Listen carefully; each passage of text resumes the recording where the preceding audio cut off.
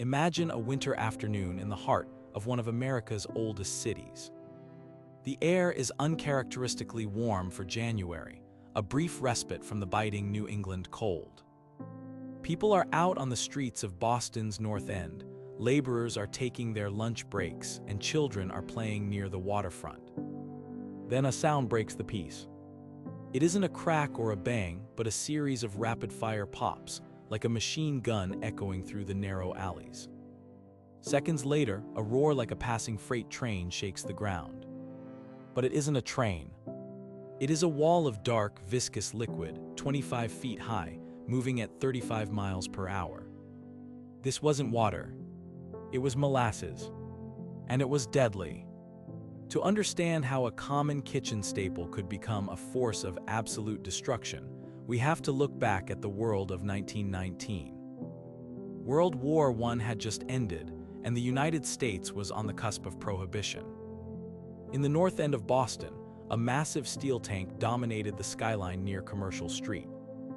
It stood 50 feet tall and 90 feet wide, owned by the Purity Distilling Company. Inside was a staggering 2.3 million gallons of fermenting molasses. At the time, molasses wasn't just for cookies. It was the primary source of ethanol, used both for industrial alcohol and for the production of munitions during the war. The tank had been a rush job from the very beginning. Built in 1915 to meet the soaring demand for industrial alcohol, the construction was overseen by Arthur Gell, a man with no background in engineering or architecture. To save time and money, the steel plates were thinner than they should have been, and the rivets were under-engineered for the weight they were expected to hold. From the day it was filled, the tank groaned and leaked. In fact, the leaks were so prominent that local children would often collect the dripping syrup in tin cans to take home. Rather than fixing the structural integrity of the vessel, the company simply painted the tank brownish red to hide the leaking molasses. January 15, 1919, brought a sudden temperature spike. The thermometer climbed from near zero to over 40 degrees Fahrenheit in just 24 hours. Inside the tank, the cold molasses from a recent shipment was being warmed by the air, causing the liquid to ferment and release carbon dioxide gas. The pressure inside the vessel began to climb, pushing against the compromised steel walls. At approximately 12:40 p.m., the metal reached its breaking point. The rivets didn't just fail. They sheared off with such force that they became like bullets, flying through the neighborhood.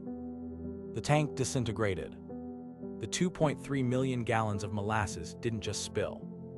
It exploded outward in a massive tidal wave. This wasn't a slow crawl of syrup. Because of the sheer volume and the height of the tank, the initial wave was over 2 stories tall. It hit the surrounding buildings with the force of a hurricane. The nearby Atlantic Avenue elevated railway was struck so hard that the steel girders were bent like pipe cleaners, nearly derailing a passing train. Houses were lifted off their foundations and smashed into splinters. The human cost was immediate and horrific.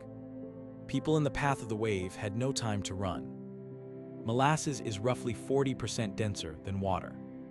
Trying to swim through it is physically impossible. As the wave swept through the north end, it acted like a giant suction cup, pulling everything in its path into the thick, dark sludge. 21 people lost their lives that day, and another 150 were injured. Horses, the primary mode of transport at the time, were trapped by the dozens, unable to break free from the cooling, thickening mass. The rescue effort was a nightmare of its own. Sailors from the USS Nantucket, which was docked nearby, were the first on the scene, jumping into the waist-deep goo to pull victims out. But as the afternoon progressed and the temperature began to drop again, the molasses started to thicken and harden.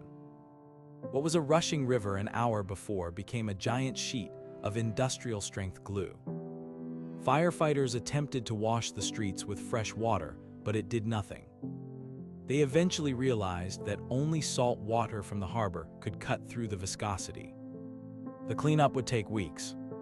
Hundreds of volunteers and city workers used brooms, shovels, and saws to clear the debris.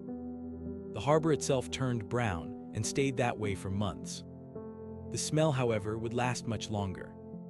For decades, residents of the North End claimed that on hot, humid summer days, the scent of sweet, fermenting molasses would still rise from the cracks in the pavement and the basements of old brick buildings. But the story didn't end with the cleanup. The aftermath of the Great Molasses Flood led to one of the most important legal battles in American history. The Purity Distilling Company, owned by United States Industrial Alcohol, tried to claim that the tank had been blown up by anarchists. They argued it was an act of terrorism, a common fear in the post-war era. However, the victims and their families fought back. What followed was the longest civil lawsuit in Massachusetts history at that time. Over 3 years, more than 3,000 witnesses testified. The court-appointed auditor eventually saw through the company's excuses. The investigation revealed the gross negligence of the tank's construction. The ruling was a landmark moment. It was the first time a major corporation was held truly accountable for an industrial disaster of this scale. The company was ordered to pay $300,000 in damages, equivalent to millions today, to the victims and their families. More importantly, the tragedy changed the face of American architecture and engineering. Before 1919, there were very few regulations regarding how large industrial structures had to be built or inspected. In the wake of the flood, the city of Boston and eventually the rest of the country began requiring that plans for such structures be signed off by certified engineers and that they be subject to rigorous safety inspections. Every modern building code and safety standard we have today can trace its roots back to the dark, sticky streets of the North End. Today, if you walk along the Boston waterfront, there are few signs of the catastrophe. A small green space called Langon Park occupies the site where the tank once stood. There is a modest bronze plaque, easily missed if you aren't looking for it. It stands as a quiet reminder of a day when the mundane became monstrous. The Great Molasses Flood is often remembered as a quirky bit of history because of the substance involved. But for those who lived through it, it was a moment of pure industrial terror. It serves as a haunting reminder of what happens when corporate greed and a lack of oversight intersect with the laws of physics.